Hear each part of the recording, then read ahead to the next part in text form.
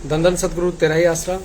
प्यारे सदगुरु की प्यारे सत्संग जी, कैसे आप सारे। मैं विजेंद्र कुमार इंसाफ सभी का स्वागत करता हूं आपके अपने प्रोग्राम सच की राह में। तो चलिए अरदास के साथ प्रोग्राम शुरू करते हैं। फिर एक बेहद खूबसूरत सी एक कवाली है, उसका आनंद लीजिएगा। फिर प्रोग्राम में क्या करना चाहिए पिताजी के आने के लिए और क्या करना चाहिए पिताजी के ना आने के, इस पर चर्चा रहेगी। धन धन सदगुरु तेरा ही आसरा। हे मालिक तुझे लाज है, अब बहुत हो चुका, तू दया में रहमत कर, तेरे प्यार मोहब्बत की राह में चलने वालों को कोई दुख तकलीफ ना आए। हे मालिक सबको सुमति बख्शना, सुमति किसे कैसे देनी है, जिसे जैसे देनी है वैसे दीजिएगा, वो आपकी मर्जी। धन धन सदगुरु तेरा ही आसरा। मालिक के पर एक बहुत बेहद खूबसूरत सी कवाली है। सहारा चाहिए जिंदगी का सरकार, सहारा चाहिए सरकार जिंदगी के लिए। तो आप बहुत खूबसूरत सी कवाली आनंद लीजिए। इतने और साथी सेवादार जुटेंगे, बेहद इंटरेस्टिंग चर्चा रहेगी आज। धन धन सदगुरु तेरा ही आसरा। धन धन सदगुरु तेरा ही आसरा। प्यारे सदगुरु की प्यारी साथ संगत जी, जैसा कि इस बेहद खूबसूरत सी कवाली में था कि सहारा चाहिए सरकार जिंदगी के लिए, और हम सबको उस वाली दो जहान परम पिता शासतनाम पूज्य हजूर पिताजी और बेपरवाह साहब मस्ताना जी महाराज जी का ही आसरा है साहब। उन्हीं के सहारे जिंदगी यूं ही तमाम तेरी राह में कट जाए।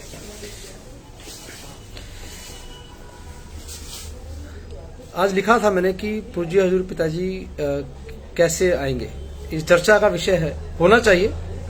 लेकिन मैं आज से लगभग 3 साल या 4 साल पहले मैं यहाँ गया था, क्या बोलते हैं, भीमताल। पार्टी का एक बड़ा सम्मेलन, बड़ा नहीं कहूंगा उसे, जो पदाधिकारी थे उनका सम्मेलन था साहब, मेरा जाना हुआ वहां। मैं वहां गया तो एक टॉपिक था और एक पुस्तक भी आई है गोपाल राय जी की, उस पर। उसका नाम था किताब का सकारात्मक राष्ट्रवाद, पॉजिटिव नेशनलिज्म। सकारात्मक राष्ट्रवाद, सकारात्मक राष्ट्रवाद। अगर सकारात्मक राष्ट्रवाद की बात की जाती है तो जाहिर सी बात है नकारात्मक राष्ट्रवाद भी होगा, तभी सकारात्मक, यानी कि अगर दिन है तो रात भी होगी। अब विषय यह है कि सभी लोग ये कहते हैं कि पिताजी को लाने की बात करो, पिताजी को लाने की बात करो, पिताजी को लेके आओ भीमताल। जी जिनेन्द्र भाई, भीमताल। तो वहां जब मैंने अधिवेशन सुना था वो, तो मुझे समझ में आई बहुत सारी चीजें। लेकिन जब आज मैं अभी रास्ते में आ रहा था, अचानक से मुझे भीमताल की एक मेमोरी याद आई कि पॉजिटिव नेशनलिज्म अगर है तो एंटी नेशनलिज्म भी होगा साहब। जो राष्ट्रवाद, देश के खिलाफ हैं जो लोग, या ये कहें कि जो देश में पॉजिटिव चाहते हैं, कुछ लोग देश में पॉजिटिव चाहते हैं, नेगेटिव भी चाहते होंगे कुछ लोग। तो ऐसे ही कुछ लोग जो चाहते हैं कि पूज्य हजूर पिताजी हम सबके बीच में आ जाएं, तो कुछ लोग ये भी चाहते होंगे कि पिताजी ना आए। अब इसको जस्टिफाई कैसे किया जाए कि कौन लोग चाहते हैं और कौन लोग नहीं चाहते हैं। अभी बहुत दिन से मैं आउट ऑफ टच था आप सबके, मुझे पता भी नहीं था क्या चल रहा है क्या नहीं चल रहा है। लेकिन जब अभी देखा, सुनने की कोशिश, समझने की कोशिश कर रहा हूं, तो बहुत सारी चीजें क्लियर होती जा रही है। तो मसला गंभीर होता जा रहा है। विनोद अग्रवाल जी, अंशुल भाई, धन धन सदगुरु तेरा ही आसरा। सूरज कुमार जी, धन धन सदगुरु तेरा ही आसरा। और जो भी सेवादार देख रहे हैं सभी को धन धन सदगुरु तेरा ही आसरा। बीबी इंसा जी और संतोष बहन, धन धन सदगुरु तेरा ही आसरा। अभी ये सवाल आप लोगों की तरफ से होना चाहिए, खासकर उन लोगों की तरफ से जो ये चाहते हैं कि पूज्य हजूर पिताजी हम सबके बीच में जल्दी आ जाए। आप सब चाहते हैं, मैं भी चाहता हूं पिताजी आ जाए। लेकिन अचानक से जो लोग ये दावा कर रहे हैं कि पिताजी को लाने की हक की बात करते हैं कि हम लेके आएंगे, अचानक से एक वकील का जिक्र छिड़ जाता है साहब, कि भाई कोई वकील है, उसने अपनी घरवाली छोड़ दी है, अपने बच्चे छोड़ दिए हैं, उसने दूसरी शादी भी कर ली है। चलिए, हो गया सबका। लेकिन उस वकील का पूज्य हजूर पिताजी के आने में कैसे रोड़ा है वो आदमी, कि उसी की चर्चा पर अलग से खिचड़ी पकाई जा रही है। आखिर कैसे संभव है ये। अब मैं एक एक करके दो चीजों पर आऊंगा मैं धीरे धीरे, आप समझने की कोशिश कीजिएगा मालिक के पैरों की। अभी कुछ दिनों क्या, हमेशा से ही जो भी व्यक्ति डेरे के अधिकारों, डेरे के हक की बात करता है, उस पर एक विशेष धड़ा तमाम तरह के आरोप लगाता है, और आरोप भी किस प्रकार होते, मैंने ऐसा सुना, मुझे फलाने व्यक्ति ने बताया, मैंने देखा कुछ नहीं है, मुझे उसने अमुक व्यक्ति ने बताया, ऐसा है। इस तरह की कहानियां बना करके आपको सुनाई जाती है और आपको, मुझे लगता है वाह यार बिल्कुल सच्ची बात है, इतना बड़ा अंधकार, इतना बड़ा अंधेर ऐसे कैसे हो गया। तो आप एक चीज समझिए साथ संगत जी, जब पीछे चलते हैं, थोड़ा 2-3 साल पीछे चल लेते हैं, ज्यादा दूर नहीं जाएंगे। अभी 25 अगस्त 2017 को जब पूज्य हजूर पिताजी को झूठे मुकदमे में जेल भेज दिया जाता है और इधर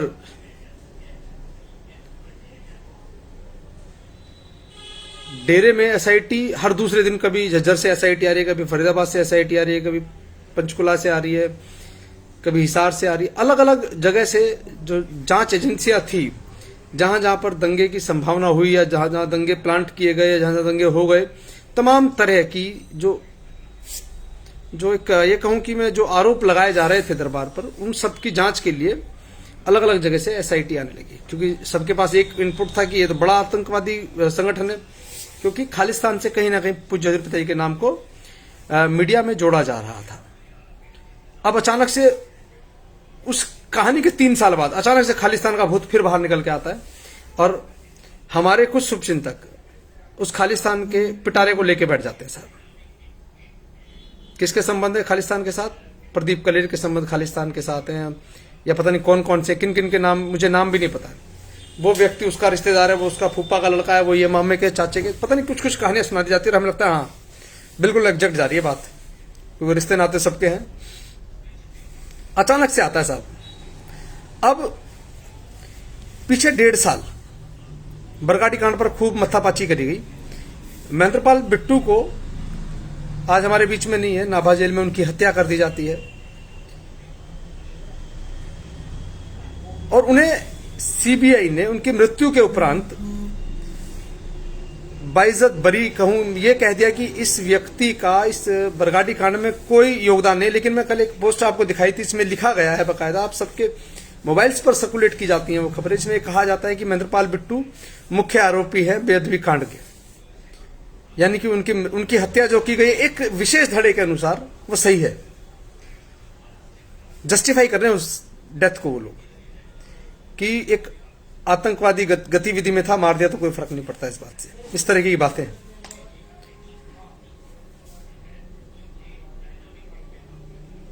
अभी मैंने कहा था कि पॉजिटिव नेशनलिज्म, सकारात्मक राष्ट्रवाद। अब बात करते हैं पिताजी को लाने वाले जो कौन कौन से पहलू हो सकते हैं और पिताजी को फंसाने वाले कौन कौन से पहलू हो सकते हैं। आने वाले बात कर ले, पहले आने वाले जो सिस्टम है पिताजी के वो क्या हो सकते हैं। वो ये हो सकते हैं साथ संगत जी कि आप और हम एकजुट हो जाएं और सबसे पहले हमें समझना होगा कि यह एक राजनीतिक मसला है जिसमें पूज्य हजूर पिताजी को फंसा करके जेल भेज दिया गया। और इस विषय पर मैं कई बार पहले भी कई घंटे के प्रोग्राम कर चुका हूं। एक ऐसा राजनीतिक दल जिसने पूज्य हजूर पिताजी को आप और हमसे दूर किया, मैं इसको इधर ही रख के कर लेता हूं, क्योंकि नहीं तो फिर पीछे पोस्टर दिखाई देगा तो कहेंगे देखो अब फलानी पार्टी का बंदा था इसलिए दूसरी पार्टी के बारे में बात करके आओ।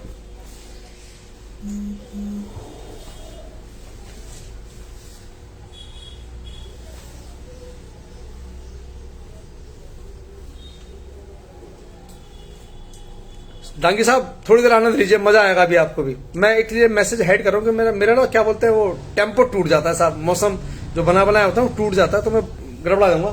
तो उससे बेहतर है कि मैं आप सबको हाइड कर दूं और थोड़ी सी हाइट बढ़ा लूं, क्योंकि मुझे देखने में बार बार नीचे दिक्कत है थोड़ी सी। तो मैं इसकी हाइट बढ़ाने के लिए क्या कर सकता हूँ, सिस्टम के सामने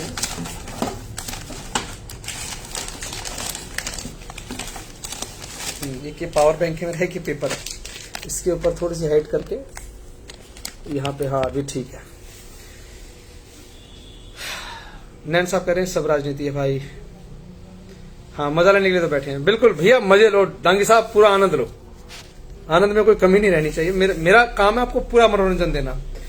आप भी तो राजनीति का पोस्टर पे फोटो लगा रहे हो, नहीं मेरे तो पीछे लगी है, देखो मैं छुपाने वाला, मेरे पास चोर बाजारी वाला कोई काम है, हमने इसलिए यहाँ से ना पीछे से सामने था ये, बिल्कुल मेरा दीपावली की शुभकामनाएं दी हमने लोगों को। और एक राजनीतिक पार्टी का पोस्टर है, इसकी चिंता ना करें साहब। नैन साहब, मैं कभी भी आपके किसी के साथ सामने आकर नहीं कहूंगा कि मेरे वाले को वोट दे दो आप, मुझे मतलब नहीं इस बात से।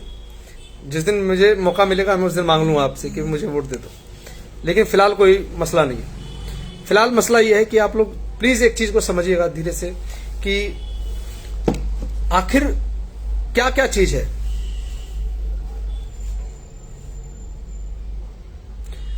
सूरज जी, आपको बहुत बहुत बधाई हो। सभी को परम पिताजी के अवतार माह की बहुत बहुत बधाई हो, शुभकामनाएं सभी को। और ये जन्म माह आप सबके जीवन में बहुत सारी खुशियां लेकर आए। तो चलिए अब आज चर्चा को आगे बढ़ाते हैं कि मैसेज हाइड कर रहा हूं, माफी चाहूंगा, थोड़ी देर बाद पढ़ लेंगे हम इनको कि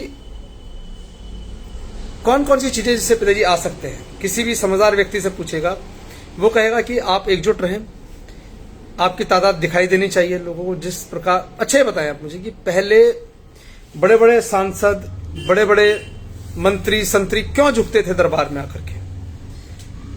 इसलिए कि वहां पे लाखों की तादाद में संगत होती थी, बेपरवाह जी की रहमत थी उन पर। वो लोग आते, पिताजी का आशीर्वाद लेके जाते, चुनाव लड़ते, जीतते हारते। दो ही चीजें हो सकती हैं साहब राजनीति में, क्योंकि तमाम राजनीतिक दल के लोग पूज्य हजूर पिताजी के सामने नतमस्तक होते रहे। आपने भी देखा है, मैंने भी देखा है। और जिन लोगों ने दावे कि हम कभी गए नहीं, उनके फोटो भी बाद में बलराम जाखड़ रहा, और ये क्या नाम है उसके लड़के का जो तराजू वाली पार्टी है, सुखबीर बादल, वो ये तमाम लोग कहते रहे कि हम तो गए नहीं, लेकिन जब उनके फोटोज आए तो चुप्पी भी आ गई। तो ऐसे तमाम लोग राजनीतिक दल के आते रहे जाते रहे। लेकिन मसला ये नहीं है, मसला ये कि आखिर ये सब हुआ क्यों। 2002 में इस देश के अंदर एक पार्टी की सरकार थी, जिनके प्रधानमंत्री माननीय स्वर्गीय श्री अटल बिहारी वाजपेयी जी थे। उन्हें गुमनाम चिट्ठी मिलती है जिसको जांच का विषय बना करके पूज्य हजूर पिताजी पर मुकदमा दर्ज किया जाता है। और 15 साल के बाद उसी पार्टी की सरकार को हम सबके समर्थन से हरियाणा सरकार में हरियाणा में जगह दी जाती है। फिर उसके अचानक बाद एक 2017 में पूज्य हजूर पिताजी को एक झूठे मुकदमे में सजा कर दी जाती है और यह आदेश दिया जाता है कि दंगाइयों को गोली मारी जाए। लेकिन आज तक उस गोलीकांड पर कोई बात नहीं करता है। उस गोलीकांड में मारे गए सेवादारों के बारे में कोई बात नहीं करता है, क्योंकि ये सब चीजें जब होंगी तो सरकार की जड़ें हिलेंगी। अगर मैं कहूं कि जलियांवाला बाग कांड से बड़ा ये कांड है साहब, क्योंकि वो गुलाम भारत में था, ये आजाद भारत में है। आजाद भारत में किसी की जान लेने की किसी को इजाजत नहीं। और जलियांवाला बाग जब हुआ कांड साहब, उस वक्त तो शासनकाल ही अंग्रेजों का था। बस फर्क अब ये हो गया कि वो गोरे अंग्रेज थे, अब काले अंग्रेज आ गए। फर्क इतना हुआ है। उससे बड़ा जघन्य हत्याकांड है साहब जो पंचकुला में हुआ, और उसे दंगे का नाम दे दिया गया। जो उस वक्त शासन में रहे होंगे उन्हीं लोगों ने तो कहा होगा मार दो गोली। क्या आपको लगता है कि एक बड़ा अधिकारी पुलिस का, उसके अंदर इतनी क्षमता है कि वो बिना आदेश की गोली मार दे किसी को, राज्य सरकार के आदेश के बिना? और क्या आपको लगता है कि किसी राज्य में इतना बड़ा गोलीकांड हो जाए वो उसमें केंद्र सरकार को ना पता हो? यह भी असंभव है, क्योंकि उस दिन पूरे प्रदेश में 17 कंपनियां लगाई गई थी। पूरे प्रदेश में नहीं साहब, पूरे सिर्फ पंचकुला में 17 कंपनीज लगाई गई थी, जिसे हम इंडियन आर्मी की कंपनी कह सकते हैं, बीएसएफ की कह सकते हैं, या सीआरपीएफ कह सकते हैं। कई सारी अलग अलग बटालियंस की 17 कंपनियां पंचकुला में लगाई गई थी। और जब गोलीकांड का आदेश दिया होगा तो पहले से प्लानिंग भी रही होगी साहब कि कैसे कैसे परमिशन देनी है, कैसे कैसे आना है, किसने इकट्ठे करना है, कहां पर। एक भय का माहौल बना देना है इन लोगों के बीच में। कैसे पंचकुला में सेवादारों को घेर करके गोलियां मारी जाती हैं। और जिन्होंने वो मंजर देखा है साहब, वो खौफ का नजारा जिन्होंने देखा है, बहुत अच्छे से इस बात को समझ सकते हैं। लेकिन जिन सरकारों को आपके सामने झुकना है, पिताजी का आने का रास्ता बता रहा हूं साथ संगत जी, बहुत इजी रास्ता बता रहा हूं। और जो जिस रास्ते से नहीं आएंगे वो रास्ता ही बताऊंगा मैं आपको। इस पहले आने वाले रास्ते पर बात करते हैं, फिर ना आने वाले रास्ते पर बात करेंगे, क्योंकि थोड़ी सी राजनीतिक समझ रखता हूं, तो इसलिए समझाने की कोशिश कर रहा हूं। समझिएगा, जिस दिन आप राज्य सरकारों को बदल देंगे, मैं ये नहीं कहूंगा कि मेरी वाली पार्टी से बदल दो, जिससे मन करे आपको उससे बदल दीजिए। आप जिस मर्जी पार्टी से हरियाणा सरकार को बदल दीजिए, क्योंकि कांड पंचकुला जो हुआ वो हरियाणा में हुआ साहब, हरियाणा सरकार की देखरेख में हुआ। और उसके लिए माननीय मुख्यमंत्री खट्टर जी का एक बयान भी है जनता की अदालत नाम के प्रोग्राम में कि हम तो चाहते थे बाबा किसी भी प्रकार से बाहर, इसलिए हमने ढील दी। तो एक सुनियोजित हत्याकांड था सेवादारों का, जिसमें हरियाणा की सरकार पूर्णतः दोषी है और भारत सरकार भी उतनी ही दोषी है जितनी हरियाणा सरकार दोषी है, क्योंकि दोनों ही सरकारें भारतीय जनता पार्टी की चलती है साहब। अब आप पूछेंगे जी अगर हम नोटा दबा दे तो, नोटा आक्रोश का मतलब होता है, यानी कि आप नाराज हैं। नाराजगी साहब नोटा दबा करके नहीं जाएगी, नाराजगी उस दल के खिलाफ जाकर के जाएगी जिस दल की वजह से हम दलदल में हैं आज। तब निपटारा होगा साहब चीजों का। जब केंद्र में बैठी सरकार को लगेगा ना कि हाँ इनमें दम है यार, अभी तो ये सब कुछ बदल सकते हैं, तब चीजें बदलेगी। अगर आपको और मुझे लगता है कि नहीं जी ऐसे ही बदल जाएगा,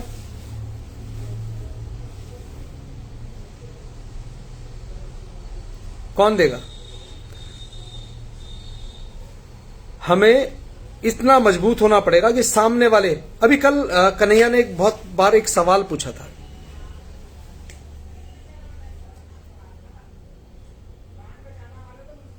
आयुष जी 2 मिनट रुको जरा, पहले एक एक मसले पे बात कर ले। मैंने क्या कहा आपसे, मैं ये नहीं कह रहा कि आप किसको देंगे, बस नोटा मत दबाइएगा आप।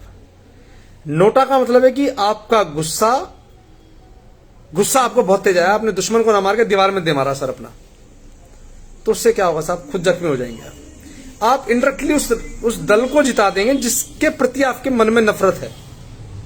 मैं नहीं कह रहा हूं आप किसको देंगे, लेकिन जो पूज्य हजूर पिताजी के खिलाफ है, चाहे वो कोई भी है, उसको वोट मत कीजिएगा। चाहे वो यूपी चुनाव है, चाहे वो पंजाब का चुनाव है, चाहे वो दिल्ली का चुनाव है, मत दीजिएगा ऐसे किसी राजनीतिक दल को। यह है उसके आने का रास्ता। जब ये लोग राज्य हारेंगे, पिताजी का वचन नोटा के लिए नहीं है, पिताजी का वचन नोटा के लिए तब था जब हमें कोई समझ में ना आए, सारे लुच्चे लफंगे खड़े हो गए तब। लेकिन आज लुच्चे लफंगे वाला मसला नहीं है, आज जो मसला है, आज मसला यह है कि दुश्मन को कैसे हराना है आपको। जब पिताजी आएंगे ना, पिताजी से माफी मांग लेंगे एक बार को, पिताजी हमने इनको हराने के लिए ऐसा ऐसा किया। संदीप स्वामी जी कह रहे हैं बीजेपी वाले कभी नहीं चाहेंगे, मैं भी तो वही कह रहा हूं, वो नहीं चाहेंगे कभी भी पिताजी बाहर आए। पिताजी को लाने का जो एकमात्र रास्ता है, इस फर्जी राष्ट्रवादी कंपनी को बदल देना साहब। जब ये फर्जी कंपनी चली जाएगी ना साहब, तब राष्ट्रवाद की बात भी होगी। पूज्य हजूर पिताजी राष्ट्रवाद की बात करते रहे हमेशा। पूज्य पिताजी ऊंच नीच का भेदभाव खत्म करते रहे, इसलिए आज पिताजी हमसे दूर हैं। जिस दिन इस राजनीतिक बीमारी का इलाज हम लोग कर लेंगे ना, केंद्र में बैठी हुई सरकार अपने आप घुटनों के बल आ जाएगी, अपने आप घुटनों के बल आ जाएगी। बाकी आपने किसको वोट देना, बस नोटा छोड़ के जिस मर्जी को दीजिएगा, लेकिन उसको दीजिएगा जो इन नालायकों को हराने की स्थिति में हो। बस इतना समझिएगा साथ संगत जी। अब दूसरी बात करते हैं। ये तो बताया ना पिताजी के आने का रास्ता ऐसा भी है, पॉलिटिकली गेम हुआ है हमारे साथ। उस गेम को माननीय खट्टर साहब ने कहा भी, हो सका तो शायद मैं सुना भी दूंगा आपको, थोड़ा सा भी मैं ढूंढ लूंगा, निकाल लूंगा।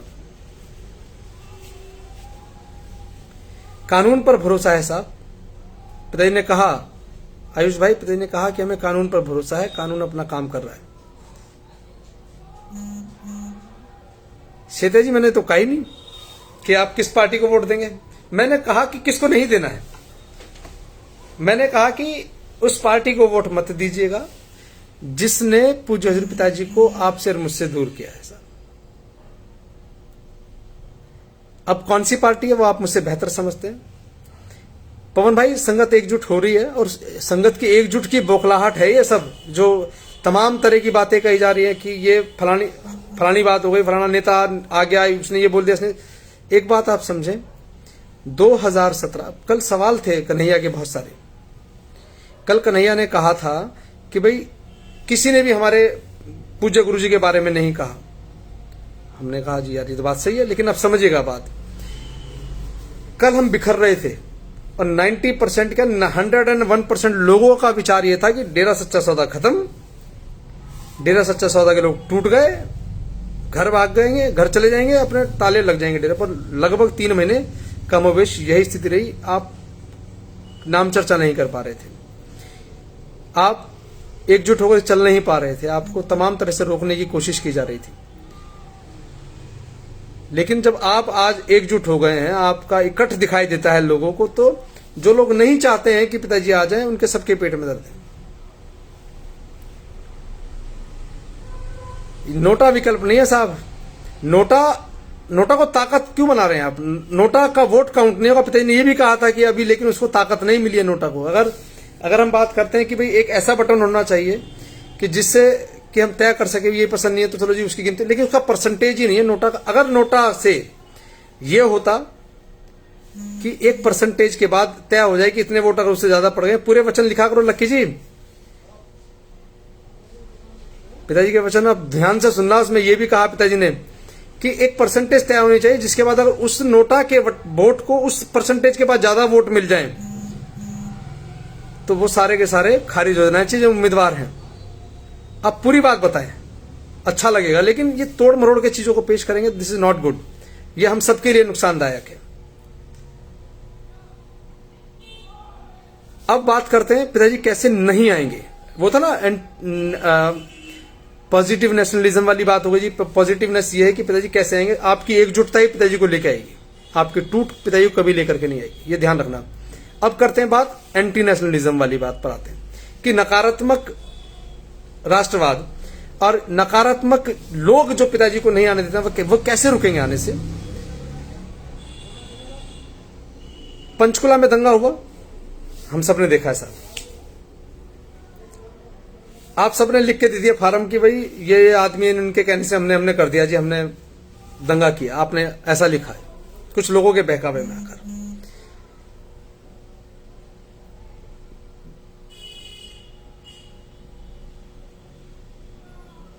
मुझे पता है लक्की जी, आई नो वेरी वेल, क्योंकि मैं पॉलिटिकली आदमी हूं और मुझे यह पता है कि नोटा की कोई ताकत नहीं है। नोटा एक फ्रस्ट्रेशन वाला गुस्से वाला बटन साबित होगा, उसके अलावा कुछ नहीं होगा। और मैं जानता हूं कि जो लोग इस नोटा का समर्थन कर रहे हैं वो नहीं चाहते कि पिताजी बाहर आए, क्योंकि पिताजी के आने का जो रास्ता है वो ये है कि सत्ता जब तक परिवर्तित नहीं होगी साहब। आप आने की बात करते हैं, तारीखें नहीं लगी पिछले 3-4 साल से।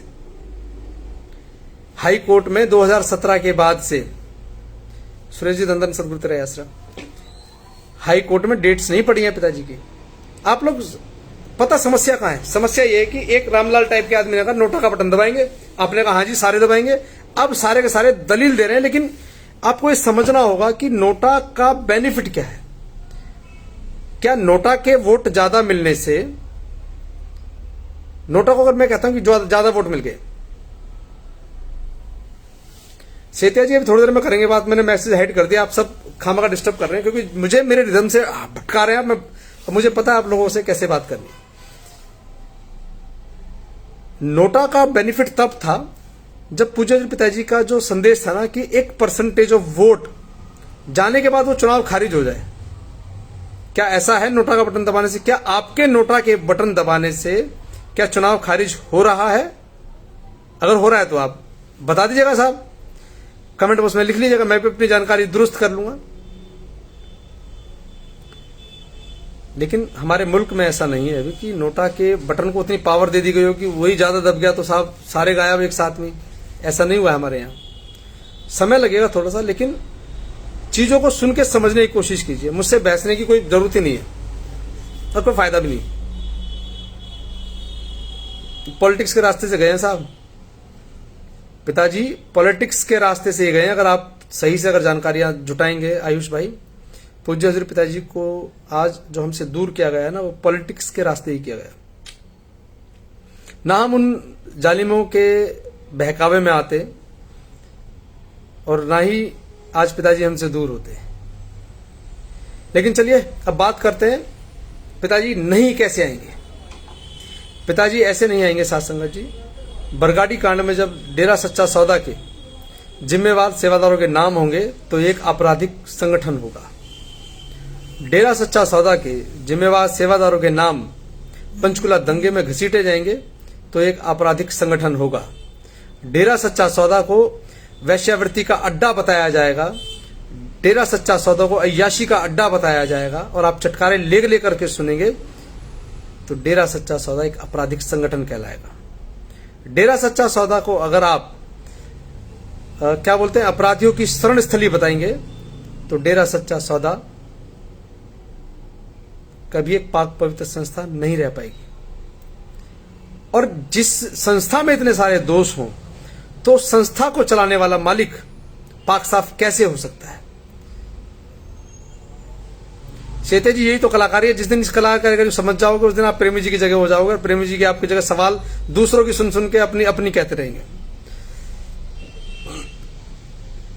जिस दिन आपको ये समझ में आ जाएगा ना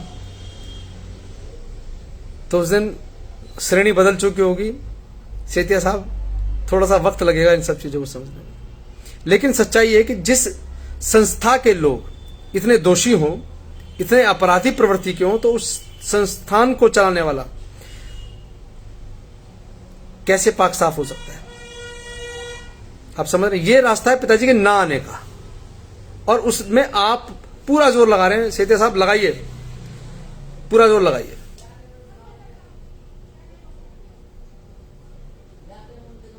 हम लोगों को समझ सको तो समझो दिलबर जानी,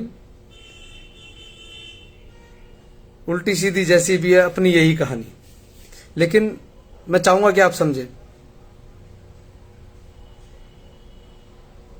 हाँ, आज हमारी प्रधान जी से बात हुई, आज इस पर भी चर्चा कर लें थोड़ी सी। कई सारी चीजें कई बार जानकारी के रूप में आ जाती हैं। तो आज प्रधान जी से एक अच्छी बात हुई। प्रधान जी ने कहा कि भाई आप भटक रहे हैं। हमने कहा जी हम नहीं भटक रहे, हम तो अपने रास्ते पे ही हैं। हमारा मकसद कल भी संगत को एकजुट करना था, आज भी एकजुट करना है, और जब तक जिएंगे ना साहब, चाहे अगले पल उड़नछू हो जाए, लेकिन तब तक साथ संगत को एकजुट करने की बात ही रहेगी। अब बात करते हैं, अभी लिखा है इन्होंने, क्या नाम है, मान सिंह ने कई सारी बातें अपनी वीडियो में कही हैं, मैंने नहीं कहा, अपनी वीडियो में कहा। और दो बातें कहूंगा क्योंकि आज जब चर्चा होती है ना तो कई सारी चीजें पॉजिटिव निकल के आती हैं। किसी को जब हम फिल्म देखने जाते हैं ना तो चोर चोरी करने के तरीके सीख के आता है, आवारागर्दी करने वाले आवारागर्दी के तरीके सीख के आते हैं फिल्म से, जो समझदार लोग होते हैं समझदारी की बात सीख के आते हैं। यानी कि एक फिल्म में 3 घंटे की में तमाम तरह का मसाला होता है जो आम व्यक्तियों के जीवन की कहानी होती है। तो ऐसी चीजों में जब वार्तालाप, जब बातचीत हुई तो मुझे बहुत सारी चीजें समझ में आई। तो हमें साहब ने कहा कि भाई 45 मेंबरों को तो पिताजी ने खारिज कर दिया SIT के सामने। मैंने कहा अच्छी बात है, होना भी चाहिए, जो खारिज है वो खारिज है, क्यों प्रधान जी। लेकिन हमने एक बात और कही कि पिताजी ने यह भी कहा कि मैं मोहित को नहीं जानता, तो काहे को जोर लगा रहे हो। और जब पिताजी ने यह बात कही है कि हम किसी दाएं बाएं वाले की जिम्मेवारी नहीं लेते, तो आप विजेंद्र की और मोहित की जिम्मेवारी क्यों ले रहे हो कि ये दोनों सही बोल रहे हैं? पिताजी ने तो नहीं कहा कि किसी की भी जिम्मेवारी ले लेना, तो किसी तीसरे व्यक्ति की जिम्मेवारी हम क्यों? ये चश्मा किसी का नहीं मारेगा, जो आंख थोड़ी गड़बड़ हो गई, अब दिखता नहीं बहुत सारी चीज।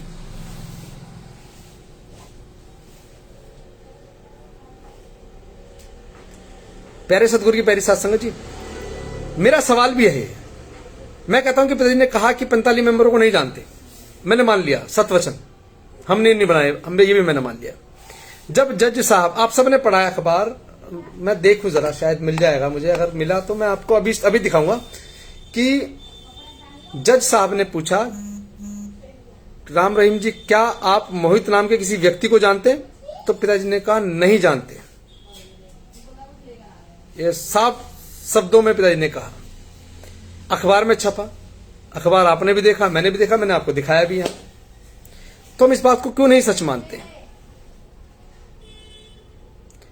मैं जानता हूं पिताजी को, सेतिया साहब मुझे नहीं जनवाना, पिताजी मुझे जानते नहीं जानते, और मैं कभी दावा भी नहीं करता इस बात का।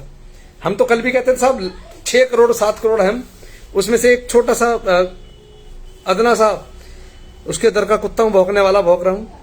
हमें जरूरत नहीं जनवाने की, लेकिन हाँ जिस दिन ये शरीर पूरा होगा उसी गोद में बैठ के जाना है, ये मुझे पक्का पता है। मुझे नहीं जनवाना अपने आप को। मैं कभी, कोई दावा ही नहीं है मेरा कि वो मुझे जानते हैं नहीं जानते हैं। मेरा कोई दावा ही नहीं है इस बात का। लेकिन हाँ मैं जानता हूं वो वाली दो जहान है, वो खुदा है। सीता साहब, इन बातों से क्या फर्क पड़ता है कि कौन क्या है क्या नहीं है? पिताजी की बात कर रहे हैं कालरा साहब, पिताजी की बात कर रहे हैं। पिताजी ने कहा मैं नहीं जानता, लेकिन कुछ लोग दावा कर रहे हैं नहीं, जानते हैं। सारी कहानी इसी को पता है। मसला ये नहीं है, मसला ये है कि पिताजी के ना आने का, पिताजी के ना आने के जो रास्ते हैं वो यहीं से बंद किए जा रहे हैं। आपने एफिडेविट दिया, मैंने कहा कि गलत है एफिडेविट, आपने एफिडेविट दिया, बहुत अच्छा किया आपने, बहुत बढ़िया काम किया। आप सब लोग उस जाने अनजाने उस साजिश का हिस्सा हैं जो पिताजी को आने से रोकने के लिए रची जा रही है, जिसमें वो एफिडेविट्स ये बताएंगे कि ये उस संस्था के मालिक हैं, पूज्य हजूर पिताजी उस संस्था के मालिक हैं जिसके जिम्मेवार और जिसके सेवादार गुंडई करते हैं, आग लगाते हैं। ये बहुत सरल भाषा है साहब, जो शायद जल्दी से समझ में आ जाए, लेकिन आप नहीं समझेंगे। अच्छा बताए, I agree Kalra ji, I am very very wrong, I agree. मुझे एक बात बताओ, डेरा सच्चा सौदा क्या है? डेरा सच्चा सौदा एक रजिस्टर्ड ट्रस्ट है, संस्थान है, जहां पर मानवता का पाठ पढ़ाया जाता है, जहां पर बहुत सारी सेवाएं करनी सिखाई जाती हैं, जहां पर इंसान को इंसान से जोड़ने का पाठ पढ़ाया जाता है। श्रेय किसे जाता है? पूज्य हजूर पिताजी को।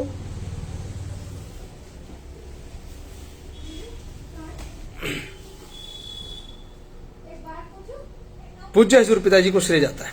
अब दूसरी बात पे आते हैं। डेरा सच्चा सौदा के सेवादार गुंडई करते हैं, डेरा सच्चा सौदा के सेवादार हरामखोरी करते हैं, डेरा सच्चा सौदा के सेवादार तमाम गलत काम करते हैं। इस थ्योरी को कौन बल दे रहा है?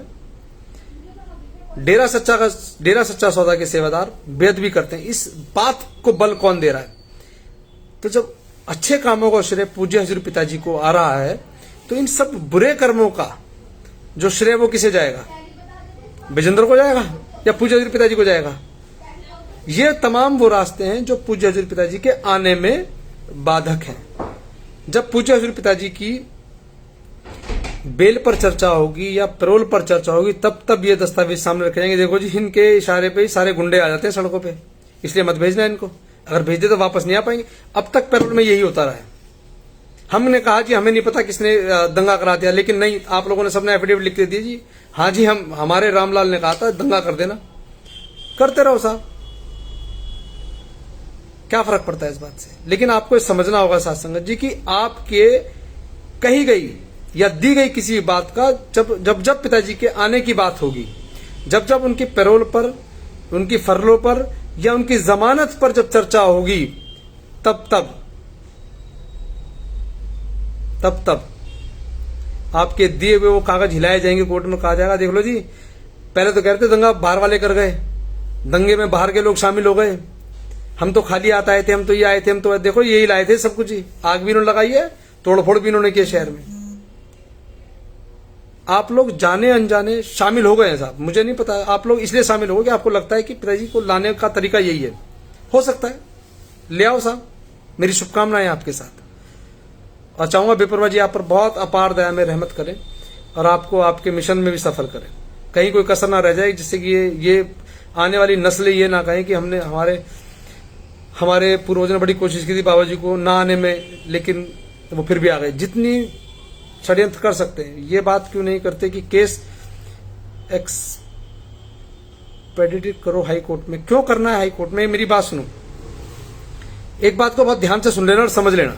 मैंने आपसे कहा कि जब तक सत्ता परिवर्तन नहीं होगा राज्य में भी और गैर राज्य भी साहब, जब तक नहीं बदलोगे, जब तक तुम्हारे सामने लोग झुकेंगे। लेकिन तुम दबाओ नोटा का बटन साहब, डालो कट्टे में वोट, क्योंकि नोटा की कोई अकाउंटेबिलिटी नहीं है, कहीं काउंट नहीं होता नोटा का वोट। ये बता देंगे 500 वोट पड़े हैं इस बूथ पे नोटा के, लेकिन जिसको हराना था उसे तुम जिता के आ जाओगे। हाँ, नहीं आएंगे, सही कह रहे हो आयुष जी, तब भी नहीं आते, क्योंकि आप लोगों ने षड्यंत्र इस कदर षड्यंत्रकारियों के साथ मिलकर रच दिया है कि उसके आने के तमाम रास्ते बंद कर दिए।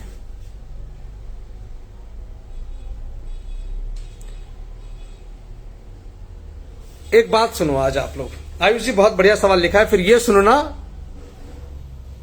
कि सेटिंग से आ गए। सलमान खान की दो घंटे या 2 दिन बाद ही 2 घंटे बाद जमानत हो जाती है हाई कोर्ट से। ये हमने सबने सुना ना साहब। फिर बाद में कहा उसकी सेटिंग थी बहुत जबरदस्त, इसलिए 2 घंटे में आ गए। पिताजी के बारे में क्यों नहीं आ रहे? तो भैया जो तुम 10 दिन बाद सुनोगे ना, मैं नहीं कह रहा हूं सेटिंग के साथ ले आओ, मैं कह रहा हूं कि सुनवाई तो शुरू हो। सुनवाई शुरू होते पिताजी की बेल हो जाएगी। सुनवाई शुरू होते ही, डिपेंडेंसी नहीं है सरकार, ये निष्पक्ष जांच आगे बढ़े इसलिए डिपेंडेंसी है। जो भ्रष्ट लोग मैनिपुलेट कर रहे हैं, जो लोग करप्ट हैं, जो लोग राजनीतिक आकाओं के सहारे जब आगे बढ़ते हैं सिस्टम में, वो लोग अपने आकाओं के साथ मिलकर के ऐसे ही फैसलों को मैनिपुलेट करते हैं।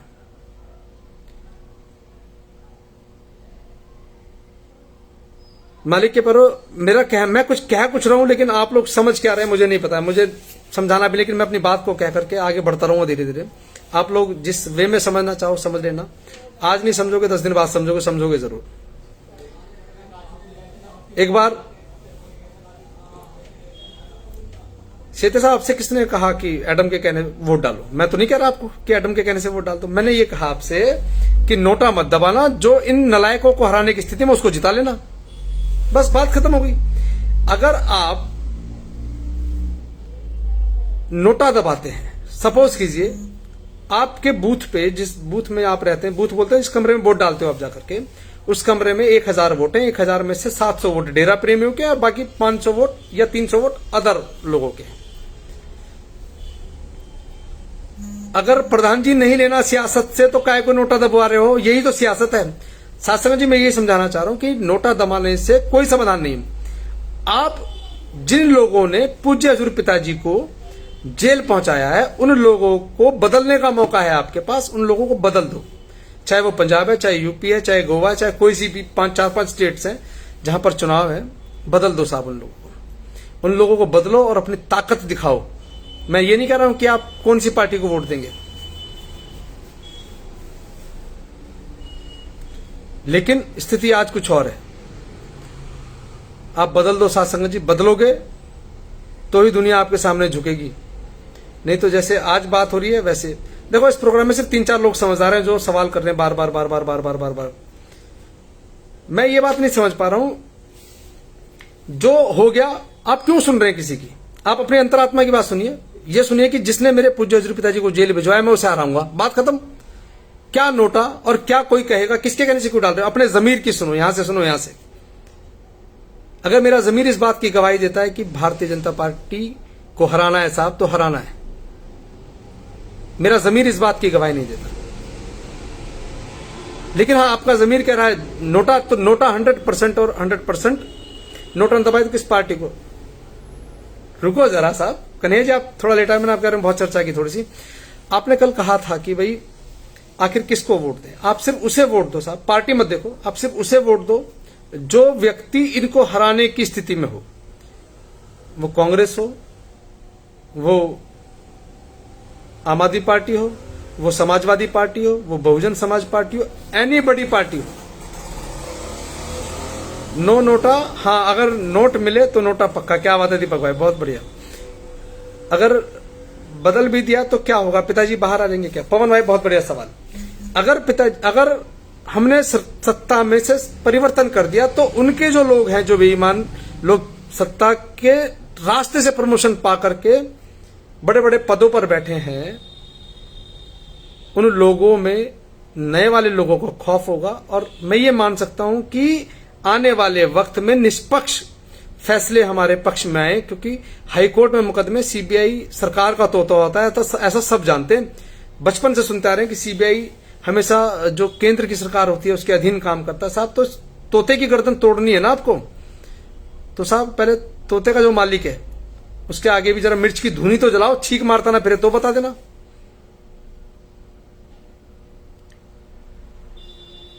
तो प्यारे सतगुरु की प्यारी साध संगत जी, लोग आपके सामने गिड़गिड़ाएंगे कि हमारे साथ आ जाओ, हमें वोट दे दो, लेकिन आप सिर्फ उसके साथ जाना।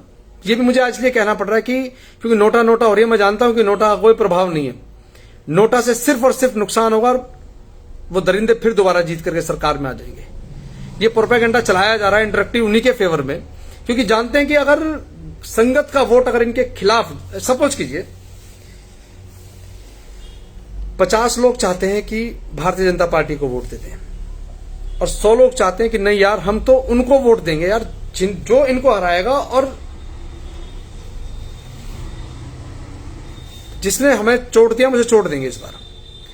और 50 लोग और हैं जो ये चाहते हैं कि यार, या 100 लोग हैं वो भी कि जो चाहते हैं नहीं हम नोटा दबाएंगे क्योंकि सारे के सारे चोर है, सारे के सारे बेईमान है।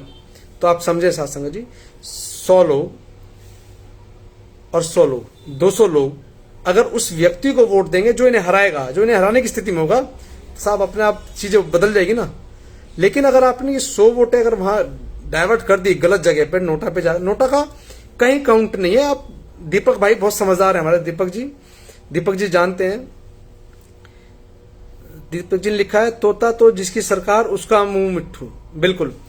और हकीकत भी यही है, हकीकत भी यही है कि अगर आप नोटा दबाते हैं साथ संग सिर्फ नुकसान होगा। और मेरा सवाल है दीपक भाई, एक बार लिख के बताना कि क्या भारतीय डेमोक्रेसी, भारतीय लोकतंत्र में या राजनीति में नोटा के वोटों की कोई अहमियत है कि नोटा के अगर 10% वोट आ गए, 20% वोट आ गए तो चुनाव खारिज माना जाएगा? क्या ऐसी कोई मान्यता है हमारे लोकतंत्र में? अगर है तो बताएं आप। एक केस अभी सीबीआई के पास भी है, नपुंसक हंसराज एंड सन्स कंपनी का। क्यों करेंगे भैया पिताजी की रिहाई की बात? वो तो जीत जाएंगे, आपके नोटा ने थोड़ी हराया उसे। कोई किसी को, आपको यही समझना होगा साथ संगत जी कि आप सबको, और मुझे ये बात समझनी होगी। सुनील कुमार जी बिल्कुल भाई, बहुत बहुत शुक्रिया, आप मेरी बात से सहमत हैं। ये लिख रहे हैं कि सही बात है भाई जी, बदलना है तो उनको जिसने गुरुजी को जेल भेजा है। 100 में से 60 हो तो पक्का वैल्यू है, लेकिन 100 में से 60 क्या पढ़ पाएंगी? संभव नहीं है, क्योंकि 100 में से 60 तो हमारी गिनती नहीं है। अगर हम किसी राज्य की बात कर रहे हैं, अगर हम दिल्ली राज्य की एक छोटी सी बात कर लें, दिल्ली राज्य की आबादी लगभग 2.5 से 3 करोड़ होगी, तो क्या लगभग आधी वोट हम डलवा पाएंगे? आधी तो पोलिंग ही नहीं हो पाती है चुनाव में। 50% तो पोल ही नहीं होता है।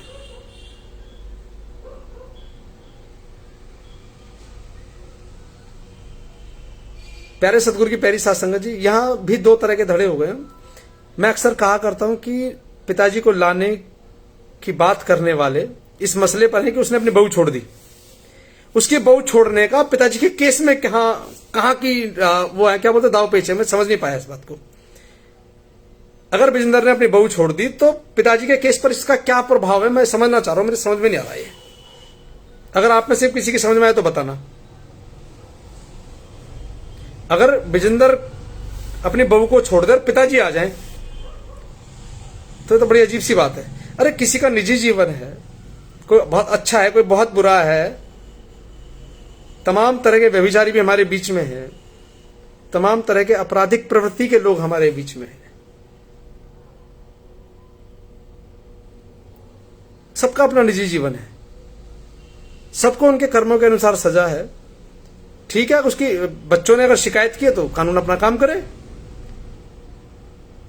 लेकिन वो पिताजी का वकील है। सिर्फ अगर इसी ने टारगेट किया जाए, आपको एक उदाहरण देता हूं साथ संगत जी। जब शोभा बहन और विपासना बहन दरबार को संभाले थी, वैसेटी आ रही थी, हमने कहा कि बड़ी झांसी की रानी है, बहुत मजबूती से लोहा ले रही हैं, सबको समझा रही हैं, सबको जवाब दे रही हैं, सवाल जवाब हो रहे हैं। कभी भी उस दौर में नैन साहब का कहीं जिक्र ही नहीं आया।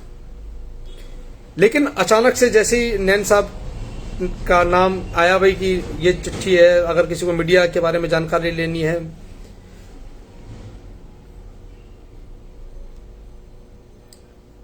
इस तरह की सब बातें हुई। चिट्ठी आई, उनकी लिखा उन्होंने कि भाई हम से अगर कोई संपर्क करना चाहे, केस के बारे में जानकारी लेना चाहे, कोई मीडिया चैनल, तो हमसे बात करें, ये हमारा नंबर है। वो दिन है और आज का दिन है। सबको ये समझ में आ गया कि नैन साहब ही अब कमान संभाले हुए, नैन साहब ही अब सब करें, तो नैन साहब के पीछे लग गए सारे के सारे। यानी कि जो डेरा सच्चा सौदा के सिस्टम को चलाने की बात करेगा आज की तारीख में, वो डेरा विरोधियों के टारगेट पर सबसे आगे होगा। कैसे भी उसको बदनाम कर लो साहब। और साहब ब्याह तो हमारा भी दूसरा हुआ है,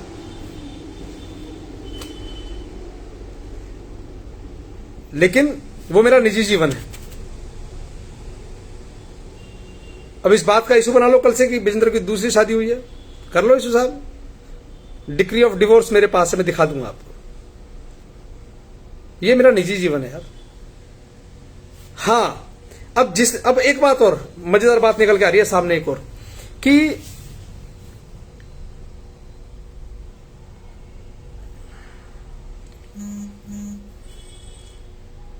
क्या था यार, अभी स्लिप हो गया दिमाग से। एक मिनट रुको जरा, एक मिनट, अभी था मेरे दिमाग में, जस्ट अभी स्लिप कर गया।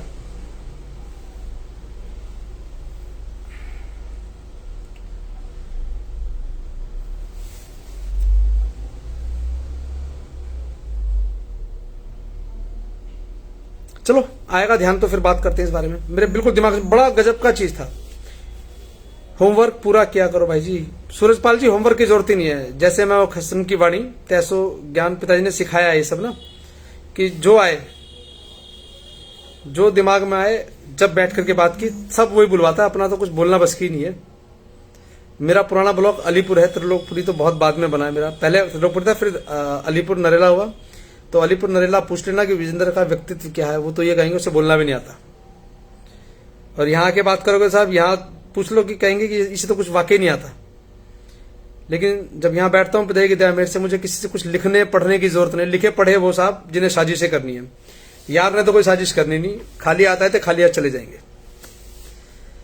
लेकिन कुछ एक बातें थी, अक्सर निकल जाती हैं दिमाग से। बहुत इंटरेस्टिंग पॉइंट था, बातों बातों में आया था वो, कि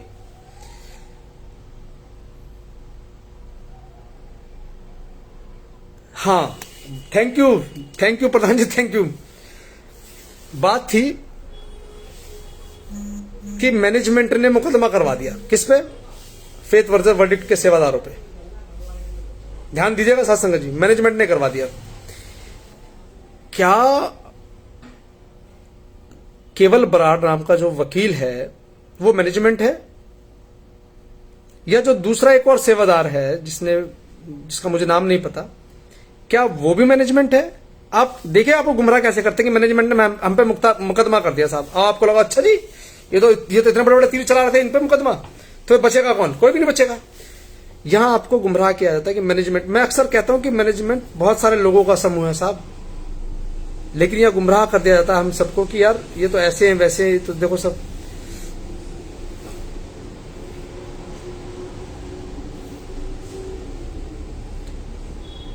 बड़े राकेश प्रधान जी, ये बड़े दुख की बात नहीं है, ये बहुत बड़े दुख की बात है। अगर ऐसा हुआ तो अपराध है, और अपराध की सजा न्यायालय है ना, न्यायालय देगा साहब।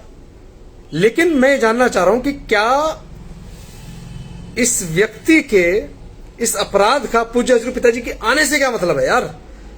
पिताजी को लाने के लिए मुहिम शुरू की थी, एफिडेविट लगवाए थे, कहां है वो एफिडेविट? क्या किस पैरवी में चल रहे हैं? बताओ यार ओपन करके संगत को, कोई बताए तो सही। किसी को नहीं पता कि जो एफिडेविट दिए थे उनका क्या हुआ, वो कहां लगे, कहां लगेंगे। और तो छोड़ो, जिस सीबीआई जांच की बात करते हैं उस सीबीआई जांच, मैंने कहा था ना कि सार्वजनिक करो साहब। जो मेल की है, मेल तो रिटर्न में आपके पास है ना, रिकॉर्ड में है। हमने कुछ तीर नहीं चलाया। दिखाओ संगत को, बताओ क्या है।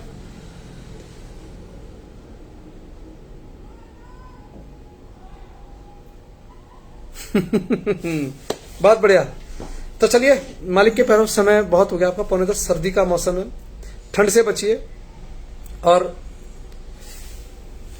अभी ओमिक्रॉन नाम का एक वायरस का चल रहा है मसला दिल्ली में, लगभग 3-3.5 हजार कल के केसेस थे, आज का भी अपडेट नहीं है मेरे पास। भाई, किसका हुक्म था पंचकुला कांड को अमली जामा पहनाने का? किसी का नहीं था। कुछ मनमते लोग हर वक्त, हर दौर में सक्रिय रहे हैं एजेंसीज के।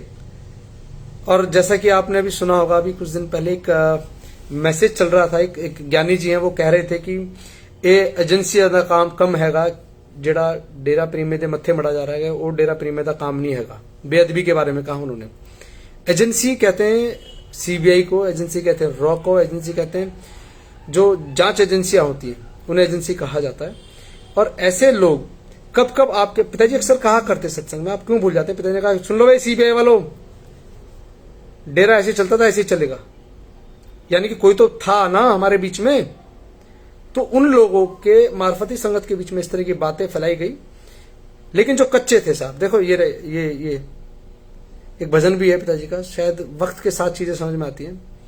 एक भजन था कि यह लॉकेट इंसा का, इसे पहने सदा रखो, सदगुरु की निशानी है सीने से लगा रखो, ऐसी कुछ है शायद।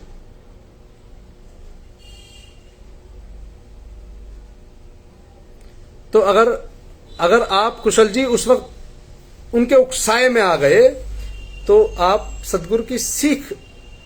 अभी मैंने अभी कवाली सुनाई थी, इसमें एक अंतरा है, मैं आपको बता रहा हूं एक चीज। इसका था,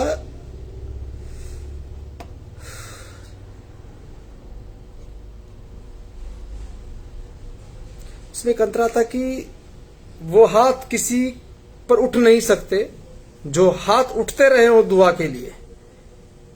ये हाथ सदा दुआ में रहे हैं साहब कि हे मालिक सबको सद्बुद्धि दे, हे मालिक सबका भला कर, हमेशा दुआ में उठे। नहीं, NOTA is not a good option, NOTA बिल्कुल भी नहीं है। साजिशें क्या है? यही तो साजिशें हैं कि आपके मत्थे मर दी जाए और आपको पता भी ना लगे।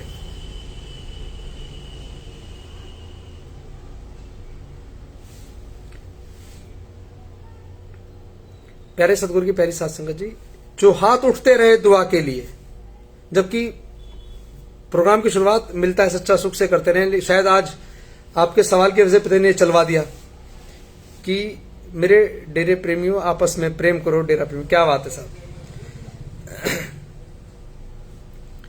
प्यारे सदगुरु की प्यारी साध संगत जी, होशियार रहो। बस ये देखो कि पिताजी को लाने का तरीका क्या है,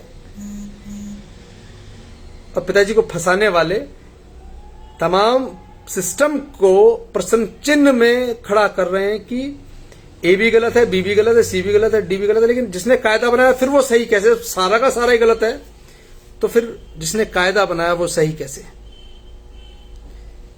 45 मेंबर भी चोर हो गए, डकैत हो गए साहब, एटम वाले भी ऐसे के ऐसे निकल गए, शाही परिवार भी इनके कहे अनुसार ऐसे हो गया।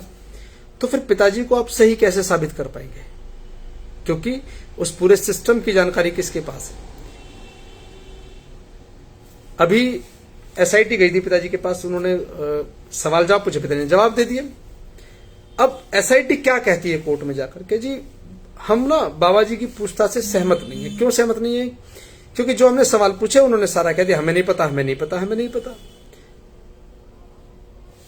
क्योंकि एसआईटी उन सवालों को खोज रही है जो सवाल एक प्रोग्राम में कहे जाते हैं कि बरगाड़ी कांड डेरा सच्चा सौदा के लोगों ने किया। पिताजी से पूछा किसी से, पिताजी का सवाल, पिताजी से सवाल किया एसआईटी वालों ने बरगाड़ी के बारे में किया। पिताजी ने कहा कि बहुत निंदनीय काम है, बहुत गलत हुआ है। उन्होंने पूछा कि आपको जानकारी किसने किया? कह रहे हमें नहीं जानकारी।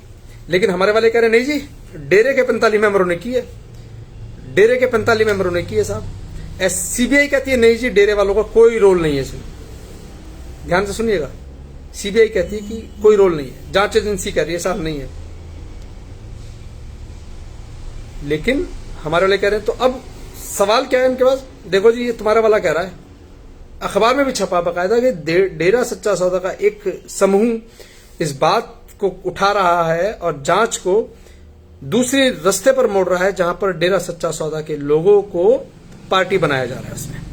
उसी के तहत पूज्य पिताजी पर बरगाड़ी की कांड की जांच आ गई है साहब। प्रधान जी पर्दा उठा रहा हूं, और अब तो रोज शुरू होगा, कारवा धीरे धीरे धीरे धीरे बढ़ता रहेगा। जैसे जैसे चीजें समझ में आएंगी लोगों को ना, लोग आनंद लेंगे साहब। सच और झूठ ज्यादा दिन नहीं चलता है। मुझे यह समझाया ना कि बरगाटी कांड से पिताजी कैसे बाहर आएंगे, लेकिन मैं समझा रहा हूं कि बरगाटी कांड में पिताजी को आजीवन कारावास होगा। लिख लो इस बात को।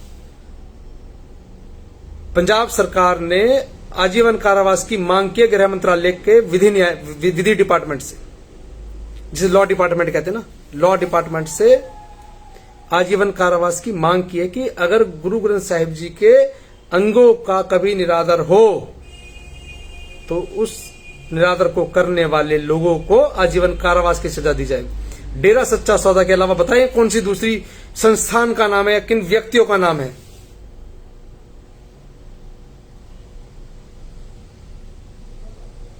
धन्य हूं साहब, धन्य नहीं, आपकी आंखें खोल रहा हूं लेकिन चश्मा चढ़ा हुआ है। मेरी आंखों में तो पारदर्शी चश्मा, लेकिन आपकी आंखों पे पता नहीं किस रंग का चश्मा, जो कुछ दिखाई नहीं दे रहा है। आयुष भाई वक्त लगेगा, समझिएगा।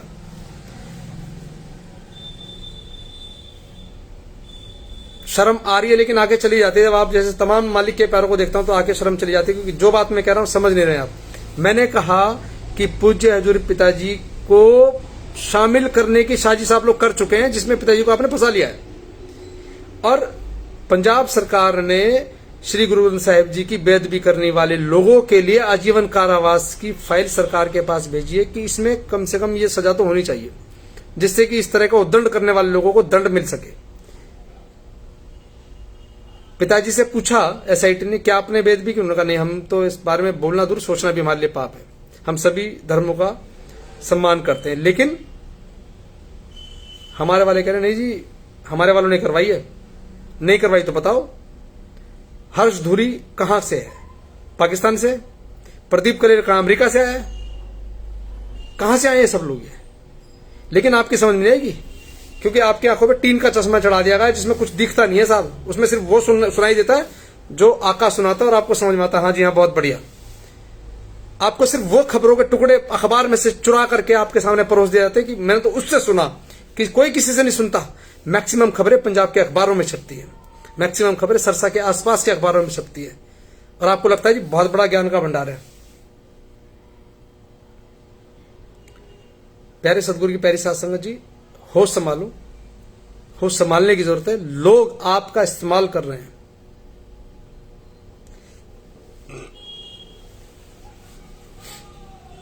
चलिए मालिक के पैरों मिलते हैं कल। मिलने का समय 8:30 बजे का रहेगा, और 8:30 बजे मिलते हैं। और जितने लोग देख रहे हैं 50 के लगभग हैं आप।